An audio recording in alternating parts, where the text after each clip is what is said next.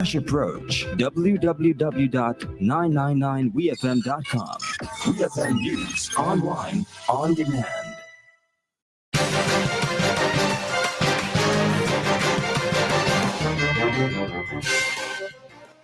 Good afternoon and welcome to WEFM's Midday News, brought to you with the kind compliments of Court St. Vincent Limited.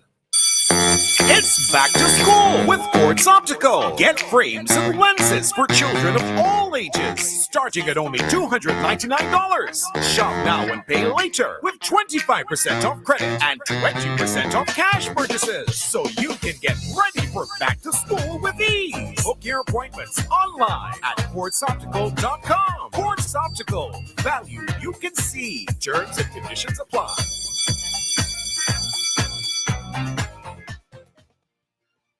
Welcome back to WeFM's Midday News, brought to you with the kind compliments of Court St. Vincent Limited. I am your presenter, Rajiv Providence. First, on the local scene, Prime Minister Dr. Ralph Gonsalves has been awarded Japan's Grand Cordon of the Order of the Rising Sun, one of Japan's highest honors. The recognition makes him the first Vincentian to receive such an accolade. The award celebrates a significant role in enhancing the relationship between Japan and St. Vincent and the Grenadines.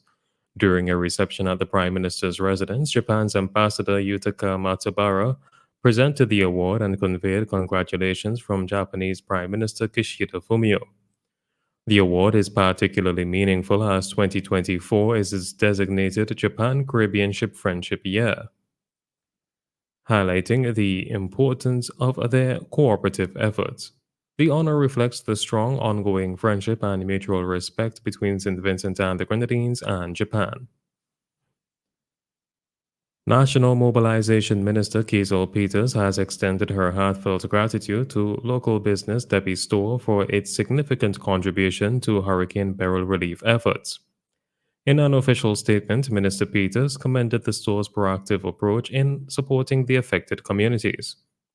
According to the minister, shortly after Hurricane Beryl struck, the proprietors of Debbie's Store reached out to the Ministry of National Mobilization, Social Development, and Postal Services with an offer of assistance. Following discussions on how best to help, they assembled and donated pre-packed personal kits for 900 men and 900 women, demonstrating a remarkable commitment to aiding those in need. Minister Peters noted that the distribution of these kits began last week and is ongoing this week. The personal kits, which include essential supplies for daily living, are being distributed through the ministry's channels to ensure they reach those most impacted by the hurricane. The Ministry of National Mobilization continues to coordinate relief efforts and distribute aid to help communities recover from the storm's impact. Still on the local scene, since July 10th, extensive relief efforts have been on the way to support households displaced by recent events, with a significant focus on distributing essential supplies across St. Vincent and the Grenadines. Food boxes, including those from the government and the World Food Program, have been distributed to individuals in private homes. The initiative also includes hygiene care packages and shelter kits. The distribution effort has made substantial progress, reaching 60.3% of displaced households on St. Vincent, totaling approximately 2,697 homes. On Union Island, 316 households are currently receiving aid. In addition to these efforts, food supplies have been sent to Myra and Kanawan to bolster hot meal services provided by community kitchens on both islands. On Union Island, the 535 workers engaged in the cleanup program are each receiving 2 hot meals daily from their respective contractors. The World Central Kitchen has been actively involved in providing daily meals to those affected across the Grenadines, with a notable focus on Union Island. However, it has been announced that the WCK program will conclude at the end of this month. These coordinated relief efforts are crucial in supporting affected communities as they recover and rebuild in the wake of recent disruptions. On to news in the region. As Jamaica marks the midpoint of the hurricane season, Minister of Local Government and Rural Development Desmond McKenzie is sounding an alarm about the potential threat of serious earthquakes. With the island experiencing what he said were 577 felt earthquakes since October of 2023, Mackenzie is urging Jamaican citizens to be vigilant and prepared for that type of tragedy. The minister's warning came on the heels of a 4.5 magnitude earthquake that was felt in sections of Portland, St. Thomas, Kingston, and St. Andrew on Tuesday morning, and a 5.3 magnitude quake that was felt island wide 4 days before. According to Mackenzie, Jamaica's unique location on a fault line makes it particularly vulnerable to seismic activity. The minister underscored the importance of self preparedness, citing the country's history of devastating natural disasters. With the frequency of felt earthquakes in Jamaica, geologists have been warning that the country should brace for a major earthquake. The last major earthquake that left a trail of devastation in Jamaica was the 1907 earthquake, which destroyed sections of Kingston. An infant reportedly passed away at St. Lucia's Owen King EU Hospital, OKEU, on August 17, 2024, raising concerns about the cause of death. Allegations suggest that the infant may have swallowed popcorn seeds, leading to breathing difficulties that eventually resulted in her death after being taken to the hospital days later.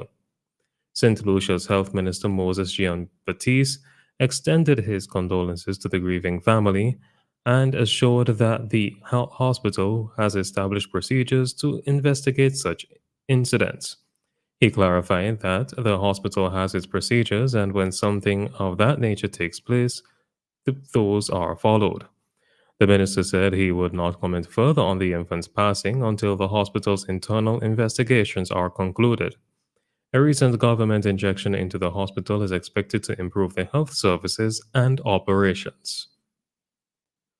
On the international scene, United Nations Secretary General Antonio Guterres has said he is deeply concerned after Israel and Lebanon's Hezbollah movement mounted their biggest round of cross-border strikes since the war in Gaza began. On Sunday, Israeli jets hit dozens of sites across southern Lebanon in what it said were preemptive strikes to prevent a much wider attack, and Hezbollah launched hundreds of rockets and drones at Israel. Mr. Guterres warned that their actions put civilians at risk, as well as threatening regional security and stability. The U.S. said it was working to avoid a further escalation in hostilities, and both sides suggested they were not interested in one. There have been almost daily exchanges of fire across the Israel-Lebanon border since the day after the start of the war between Israel and Hamas in Gaza. Hezbollah said it is acting in support of the Palestinian group. Both are backed by Iran and proscribed as terrorist organizations by Israel, the UK, and other countries. Finally, in sports, Bangladesh beat Pakistan for the first time in Test cricket by completing a 10-wicket win in Rawalpindi after the host's second innings collapse. Rahim's 191 from 341 balls gave the Tigers a first innings lead of 117 as they racked up 565 in response to Pakistan's 448 for 6 declared. The hosts slumped to 146 all out in response, leaving a target of just 30 to win, which Bangladesh reached inside 7 overs. The defeat means Pakistan has not won a test match on home soil since February of 2021, with 4 defeats and 5 draws since. The second and final test begins in Karachi on Friday, August 30th. This has been WEFM's Midday News. I have been your presenter, Rajiv Providence. Join us again at 3 o'clock for WEFM's 3 p.m. news. WEFM's Midday News is brought to you with the kind compliments of Court St. Vincent Limited. It's a mega flash sale! Only at Courts! Woohoo! Act now! And save up to 50% off selected items across the store. No cash? No problem. Shop with ready finance and pay nothing for 30 days. This offer is available in-store only and good for a limited time or while supplies last. Conditions apply! Courts! Bringing value home!